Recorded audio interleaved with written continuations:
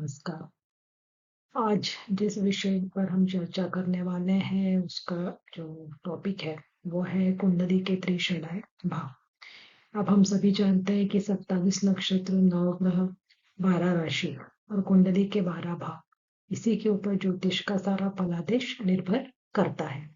अब कुंडली के जो 12 भाव है ये अलग अलग चीजों का प्रतिनिधित्व करते हैं, जैसे लग्न भाव हो गया, धन भाव, सहज भाव, इसके बाद आ गया मातृ भाव, उसके बाद पंचम में अपन जाते हैं पंचम भाव को तो वो सुत भाव कहलाएगा, रिपु भाव। देन सेवंथ जो है यह भाव हो जाएगा आपके विवाह का भाव।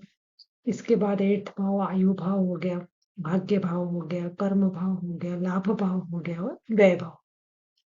तो जो सेवंथ भाव है इसको दारा भाव भी कहा जाता है।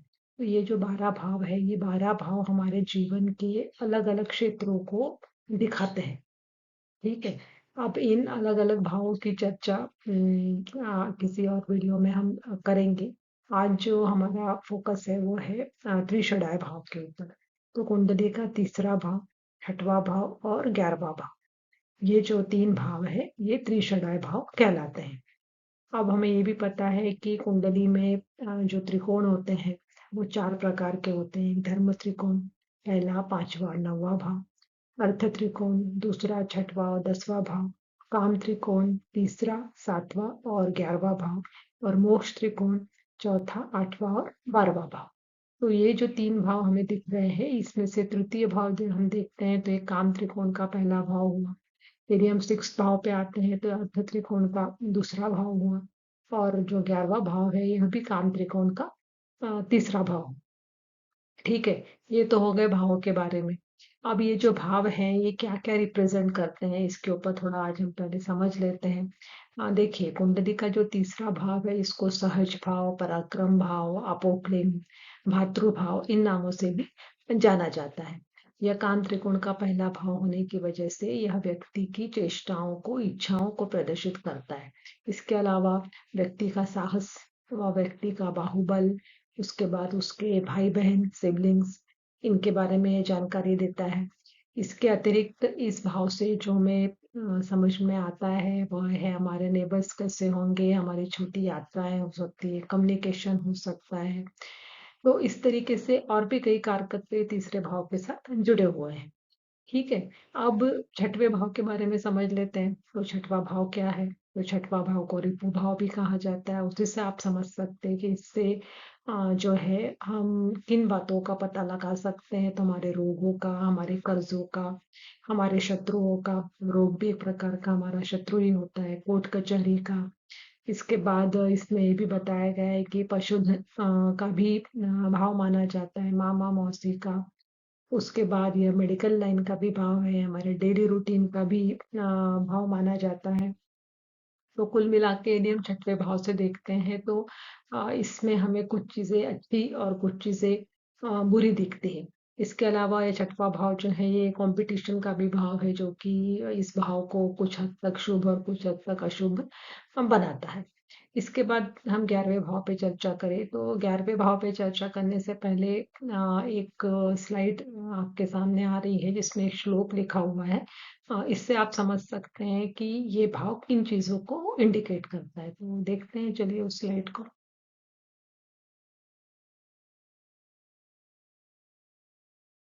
तो ये श्लोक मैं पढ़ रही हूँ और फिर इसका आपको अर्थ समझाऊंगी। लाभ स्थानेन लग्नादखिल धनचय प्राप्ति मिच्छितिम सर्वे लाभ स्थानोपयातः सकल बलयुतः खेचरो वित्तद स्यातः। अर्थात क्या हुआ? अर्थात ये हुआ कि लग्न से जो लाभ स्थान होता है, मतलब लग्न से 11वां स्थान होता है, वहां से हमें सभी प्रकार की धन प्राप्ति के बारे में जानकारी मिलती है। इसके बाद और अगली लाइन जो है वो क्या बताती है?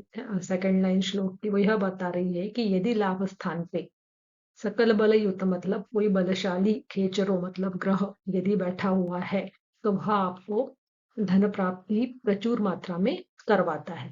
तो इससे हमें क्या समझ में आया? इससे हमें यह समझ में आ रहा है कि जो 11वां स्थान है, जो कि त्रिषडाय भाव माना गया है, उपचय भाव कहा गया है, लाभ भाव कहा गया है, इससे इससे हमें सभी प्रकार के लाभ के बारे में इंफॉर्मेशन मिलती है। अब ये लाभ जो होते हैं, ये भौतिक भी हो सकते हैं, आध्यात्मिक भी हो सकते हैं। और उपचय भाव भी ये है। उपचय भाव क्या होता है, इसके बारे में मैं संक्षिप्त में भी आपको समझा रही हूँ। इसके ऊपर फिर हम आगे चर्चा करेंगे। जो भाव आगे समय के साथ-साथ जिन भावों में वृद्धि हो, वे भाव से उपचय भाव कहलाते हैं। 3, 6, 10 और 11 ये उपचय भाव की श्रेणी में आते हैं। तो अभी जो लाभ भाव है, ये भी काम त्रिकोण का आखिरी भाव है। अब इस भाव को शुभ और अशुभ दोनों कैटेगरी में रखा गया है। अब इसको हम फिर से समझे कि ये तीसरा भाव, छठवां भाव और 11वां भाव, इन भावों को अशुभ क्यों कहा गया है। तो देखिए, जिस समय ये श्लोक लिखे गए थे, ये शास्त्रकारों ने जो समझाने की हमें कोशिश की है, उसमें यह बताया गया है कि व्यक्ति की जो कामनाएं हैं, इच्छाएं हैं, वो व्यक्ति की आध्यात्मिक उन्नति में बाधक होती है। ये बात आज भी ट्रू है। तो इस वजह से इन भावों को अशुभ कहा गया, क्योंकि तीसरा भाव, जिसको मैथुन भाव भी कहा जाता है, 11वां भाव ये लाभ भाव है। तो व्यक्ति अपनी इच्छाओं के लिए, लाभ प्राप्ति के लिए कुछ ना कुछ स्ट्रगल करता रहता है। उसके बाद छठवां भाव या अर्थ त्रिकोण का माना गया है। तो अर्थ मीन्स पैसा, धन संपत्ति। तो व्यक्ति धन संपत्ति पाने के लिए कोई भी रास्ता अपनाने को तैयार हो जाता है, चाहे वो आचरण उसका नैतिक हो, अनैतिक हो। तो छठवें भाव से लड़ाई झगड़े को भी दिखाया गया है, इसलिए छठवें भाव के जो कारक है वो मंगल और शनि बनते हैं। तीसरे भाव के कारक यदि हम देखेंगे तो वो मंगल बनता है, क्योंकि मंगल साहस का प्रतीक है और तीसरा भाव भी इसी को दिखाता है। अब बचा 11वां भाव। तो 11वां भाव का जो कारक है वो गुरु बनते हैं, जो कि एक शुभ ग्रह है। अब छठवें भाव से हम कोर्ट कचहरी को भी देखते हैं, रोगों को भी देखते हैं, कर्जों को भी देखते हैं। कहने का मतलब क्या हुआ कि व्यक्ति जो है पैसा कमाने के लिए चाहे लोन ले ले, या पैसा जमा करने के लिए लड़ाई झगड़े कर ले, इस तरीके की भी जो चीजें हैं वो छठवें भाव से देखी जाती है। इसलिए छठवें भाव को अशुभ भाव कहा गया है, क्योंकि आध्यात्मिक उन्नति जब व्यक्ति को करनी है तो उसे भौतिक उन्नति, या आप ये कहना चाहिए कि भौतिकवादी वृत्ति से थोड़ा दूर रहने की जरूरत होती है। इस वजह से इन भावों को अशुभ भाव कहा गया है। लाभ भाव को भी अशुभ भाव कहने का मतलब यही है कि व्यक्ति में यदि लाभ कमाने की इच्छा बलवती रहेगी, या आप ये कह सकते हैं कि वो इच्छा बढ़ती जाएगी समय के साथ साथ, क्योंकि वो उपचय भाव है, तो इसका कोई एंड नहीं है ना। क्योंकि कहीं ना कहीं कुछ ना कुछ लिमिटेशन आपको लाभ प्राप्ति के लिए लगाने की जरूरत पड़ेगी। अदरवाइज आप यूं ही फ्लो में बढ़ते जाएंगे कि आज ये कमा लिया, फिर वो ले लिया, फिर वो ले लिया, ये भी मुझे चाहिए, वो भी मुझे चाहिए, इस तरीके से। तो इसलिए हमने 11वें भाव को भी अशुभ भाव शास्त्रकारों ने माना है। हमने नहीं माना है, शास्त्रकारों ने माना है। लेकिन इन भावों के ऊपर यदि थोड़ा और ध्यान दिया जाए तो आज के परिप्रेक्ष्य में हम देखते हैं तो ये भाव शुभ भाव भी माने जाते हैं। कैसे? देखिए, तीसरा भाव जो है हमारे पराक्रम का है। हम नेचुरली आज की जो कॉम्पिटिटिव वर्ल्ड है उसमें इंसान को अपनी हिम्मत के बलबूते पे, अपने जिसको बाहुबल का भी भाव कहा गया है, तो बाहुबल का मतलब हो गया हाथों की ताकत। अब हाथों की ताकत मतलब फिजिकल लेबर करना। ये एक अर्लियर टाइम में इसका वो होता था बताने का। लेकिन आज के डेट में देखेंगे तो हाथों की ताकत का मतलब ये हो गया कि हम हाथ से ही अपने सारे काम करते हैं। तो हम अपनी हिम्मत के बलबूते पे लाइफ पे कुछ ना कुछ हासिल करता है। तो यदि पराक्रम भाव का स्वामी यदि लग्न में बैठा है तो व्यक्ति काफी पराक्रमी होगा, या लग्नेश पराक्रम भाव में बैठ जाए तो भी व्यक्ति के साहस में वह वृद्धि करेगा। इसके बाद कम्युनिकेशन का भी भाव है। तो आज के टाइम पे कई फील्ड ऐसे हैं जहाँ पे कम्युनिकेशन की बहुत ज्यादा जरूरत है, और प्रभावी कम्युनिकेशन की जरूरत है। ये हम सभी जानते हैं, जैसे एंकर हुआ, न्यूज रीडर हुआ, टीचर हुआ, सेल्स मार्केटिंग एरिया हो गया। तो इन सब भाव में कम्युनिकेशन की जरूरत है। और यदि हम काल पुरुष की कुंडली देखते हैं तो उसमें भी काल पुरुष की कुंडली में तीसरा और छठवां भाव, ये दोनों बुध की राशि आती है, मिथुन राशि और कन्या राशि। तो इसके स्वामी जो है वो खुद ही संचार कौशल को दिखाता है, बोलने चालने की शैली को दिखाता है। तो कहने का मतलब ये हो गया कि तीसरे भाव से जो अशुभता हमें अभी तक दिखाई दे रही थी वह अब कम लगने लगी है। क्यों? क्योंकि जो भाव बने हैं कुंडली के, मेरा जो खुद का मानना है कि कोई भी भाव जो है पूर्ण रूप से शुभ और अशुभ नहीं होता है। तो इस तरीके से हम तीसरे भाव को पूर्ण रूप से अशुभ नहीं कह सकते। अब देखते हैं छठवें भाव में, तो छठवां भाव देखिए कंपटीशन को दिखाता है। यदि लग्नेश किसी का किसी कुंडली में, मान लीजिए मेष लग्न की कुंडली है और यदि उसमें मंगल जो है वो 6th हाउस में बैठ जाए, ठीक है, और 6th हाउस का जो बन रहा है स्वामी बुध, वो 3rd हाउस में जाकर बैठ जाए, तो अब इसमें क्या होगा कि व्यक्ति जो होगा वो कॉम्पिटिटिव रहेगा, हमेशा किसी भी चीज को गिव अप नहीं करेगा। जीवन के मतलब आखिरी समय तक वो खुद को प्रदर्शित करने की या खुद का स्किल बढ़ाने की या लड़ते रहने की जो फाइटिंग स्पिरिट है, वो इसके अंदर उस व्यक्ति के अंदर निश्चित रूप से होगी ही होगी। तो अब लग्नेश का 6th हाउस में बैठना, एक तरीके से हम इसे बुरा नहीं कह सकते। अब यदि 6th हाउस का लॉर्ड यदि बली है, तो क्या वो अशुभ हुआ? नहीं हुआ। क्यों? क्योंकि 6th हाउस का लॉर्ड अशुभ यदि बली हो रहा है, तो वह स्पिरिट को, लड़ने झगड़ने की स्पिरिट को बढ़ाएगा। लड़ने झगड़ने की स्पिरिट को बढ़ाएगा, तो यदि 6th हाउस लॉर्ड 7th में बैठा है, तो उसके जो रिजल्ट्स आएंगे कि वैवाहिक जीवन में लड़ाई झगड़ा हो सकता है, ये सब एक अलग फैक्टर हो गए।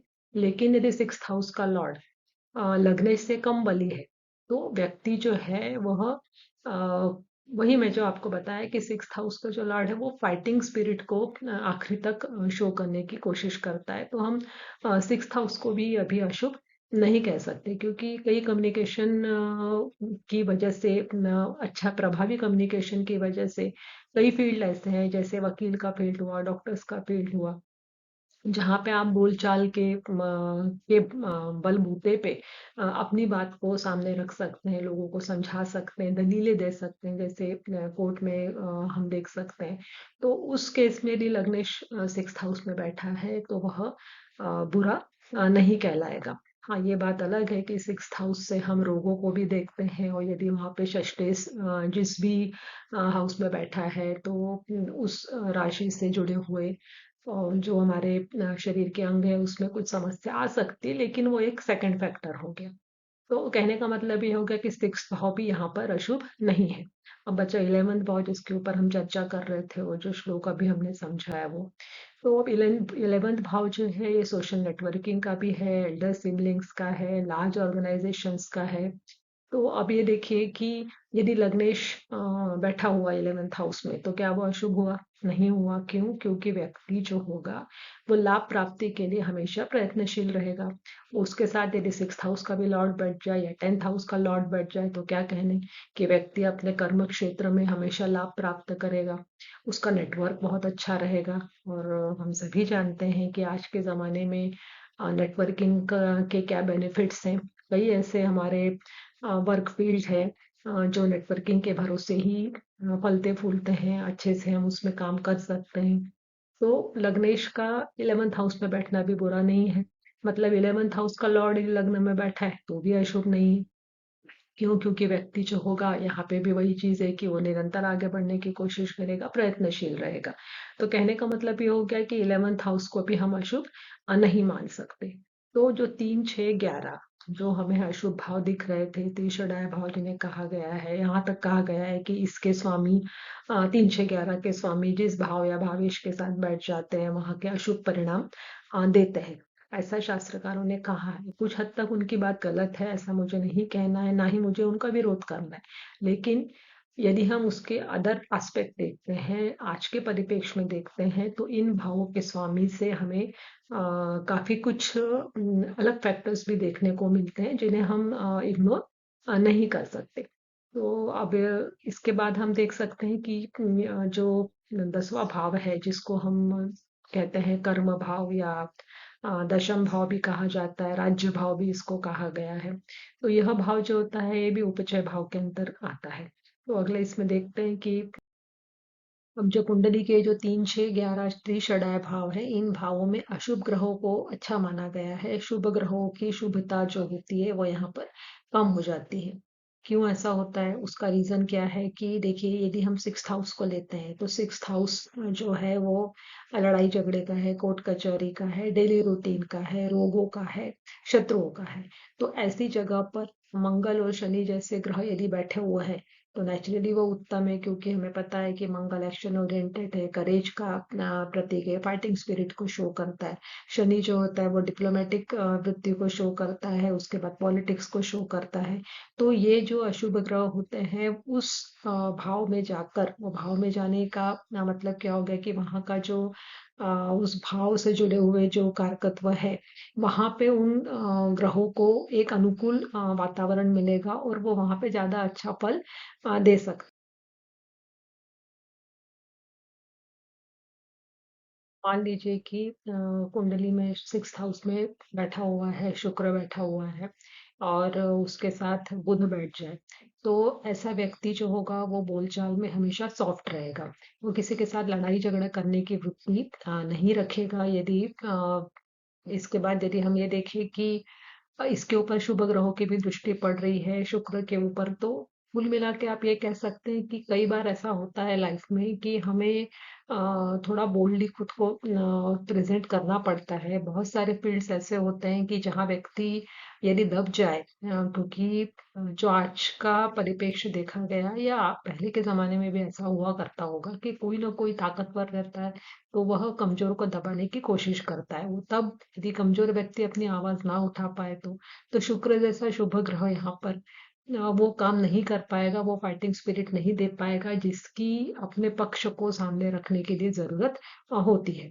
तो इस तरीके से हम देख सकते हैं चंद्र बैठ जाए और यदि चंद्र बली है तो वो भी आप देख सकते हो कि उसमें भी व्यक्ति की बोलचाल जो होगी एकदम मृदुभाषी होगा। अब यदि ऐसा व्यक्ति वकील है, कोर्ट में काम कर रहा है, तो आप समझ सकते हैं कि वो आप किस तरीके से दलीलें पेश करेगा, कैसे अपने पक्ष को सामने रख सकता है, या फिर अपने काम में उतना उसको सक्सेस मिल पाएगा क्या। अब बाकी जो फैक्टर्स है कुंडली के वो एक अलग चीज हो गई। अभी हम सिर्फ इस पे फोकस कर रहे हैं कि क्या 6th हाउस में शुभ ग्रह का बैठना अच्छा होगा या नहीं होगा। तो इस तरीके से ये बताया गया है कि ये जो 3, 6, 11 त्रिशराय भाव है, वहां पे अशुभ जो ग्रह है यदि वो बली होकर बैठ जाते हैं तो वो काफी अच्छे रिजल्ट्स देते हैं। अब लाभ भाव के बारे में तो यहाँ तक कहा है ऋषि पाराशर जी ने कि यदि लाभ भाव का स्वामी केंद्र त्रिकोण में बैठ जाए, मतलब 1, 4, 7, 10 या 5, 9 में बैठ जाता है, शुभ ग्रह के साथ बैठ जाता है, लग्नेश के साथ बैठ जाता है, तो व्यक्ति को बहुत कम उम्र में बहुत ज्यादा पैसा मिलने लगता है। मतलब जैसा ऐसा लिखा हुआ है, मतलब किताबों में जो लिखा हुआ है उसमें कि 40वें वर्ष में उसको 800 स्वर्ण मुद्राएं प्राप्त हो सकती है। अभी स्वर्ण मुद्राओं का जमाना तो चला गया। आज के समय में हम देख सकते हैं कि उसे प्रचुर मात्रा में धन प्राप्ति हो सकती है।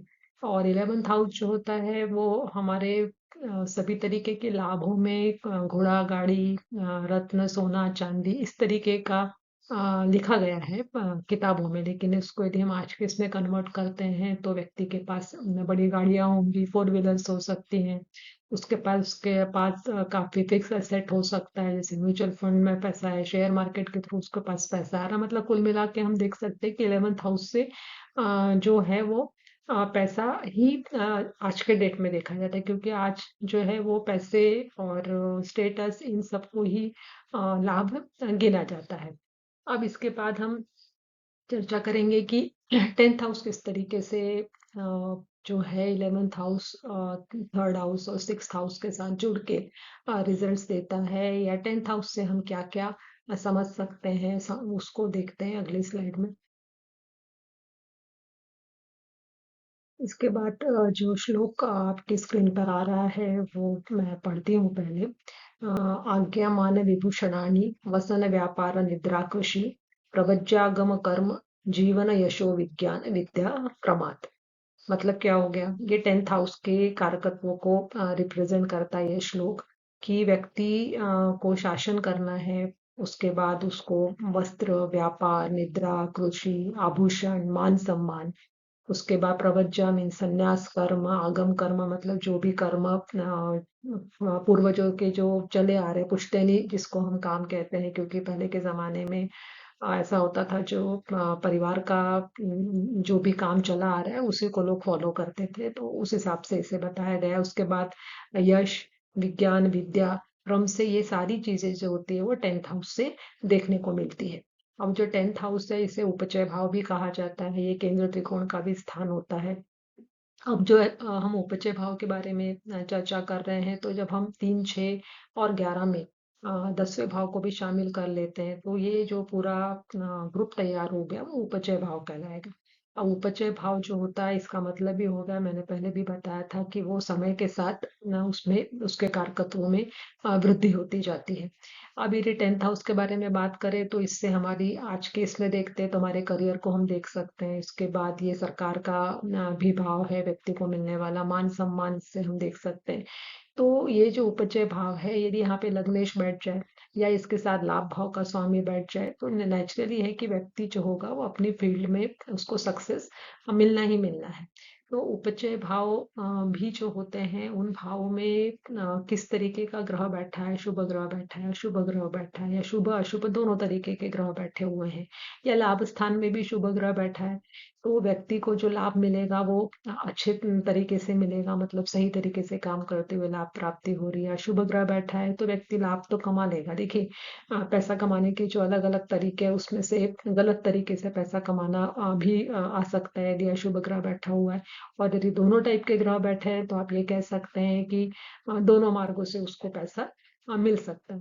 अभी ये जो 10th हाउस है, इसका जो लॉर्ड है, इसका भी काफी महत्व है, क्योंकि यह यदि 10th हाउस का लॉर्ड 9th हाउस के लॉर्ड के साथ बैठ जाए, 11th हाउस के लॉर्ड के साथ बैठ जाए, या लग्नेश खुद इन तीनों भावों के लॉर्ड के साथ युति बना रहा है, दृष्टि संबंध बना रहा है, तो यह व्यक्ति के आजीविका के हिसाब से, मतलब उसको जहाँ भी वो काम कर रहा होगा, या खुद का जॉब हो चाहे खुद का बिजनेस हो, दोनों इसमें उसको काफी सक्सेस मिलेगा, है ना। और सक्सेस जो होगा ये समय के साथ साथ बढ़ेगा, क्योंकि यह उच्च भाव है।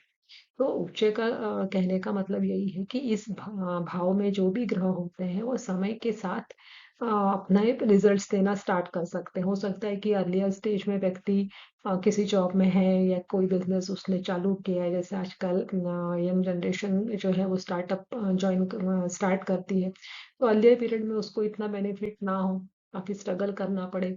लेकिन हो सकता है कि जैसे जैसे समय बढ़ेगा, व्यक्ति को उस बिजनेस में या उस जॉब में जो भी कर रहा है, उसमें सक्सेस मिलना स्टार्ट हो जाएगा।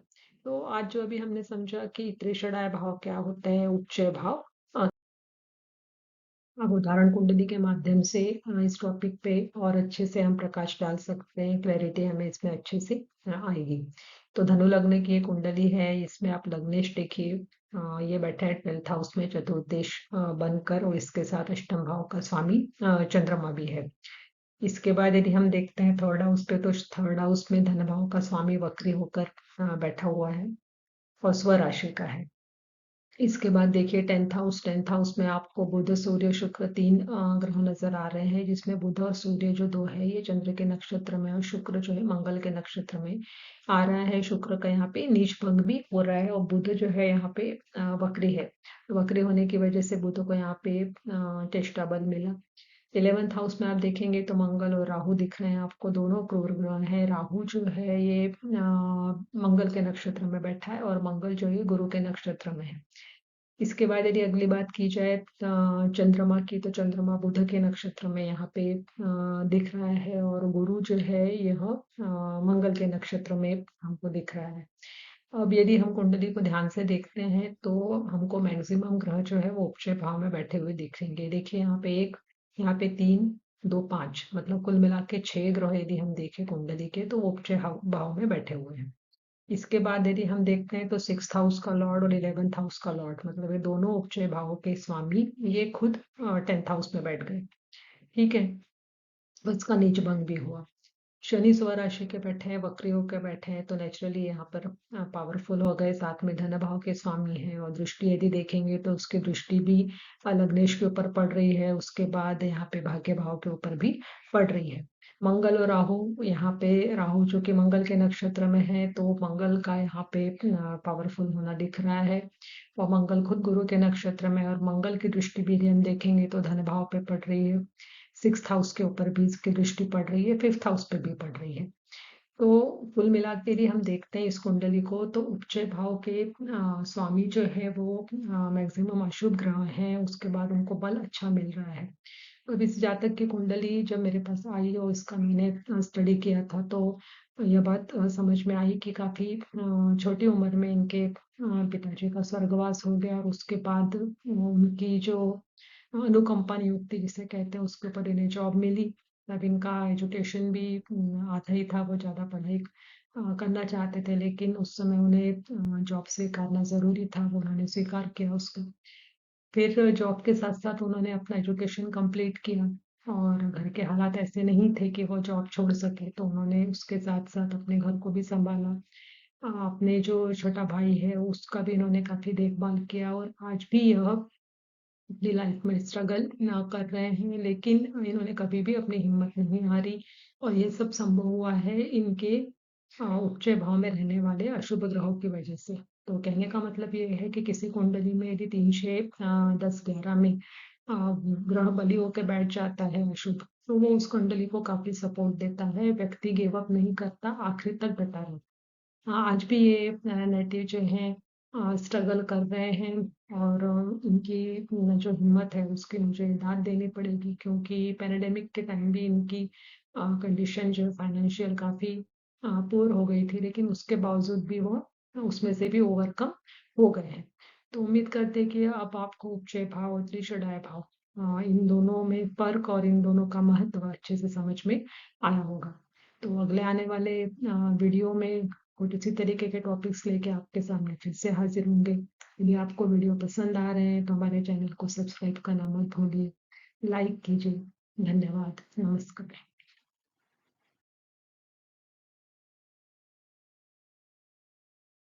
नमस्कार। आप इस चैनल के साथ जुड़े हैं इसके लिए धन्यवाद। यदि आप अपने कुंडली का एनालिसिस चाहते हैं या किसी प्रॉब्लम में परेशान हैं, उसका सॉल्यूशन चाहते हैं, तो स्क्रीन पे दिए हुए नंबर पे आप मुझे व्हाट्सएप कर सकते हैं। वहाँ आपकी क्वेरीज आप लिख के भेज दीजिए विथ योर बर्थ डिटेल्स। इस सेवा के लिए आपसे एक नॉमिनल चार्ज लिया जाएगा और सॉल्यूशन आपको जल्द से जल्द देने की कोशिश की जाएगी।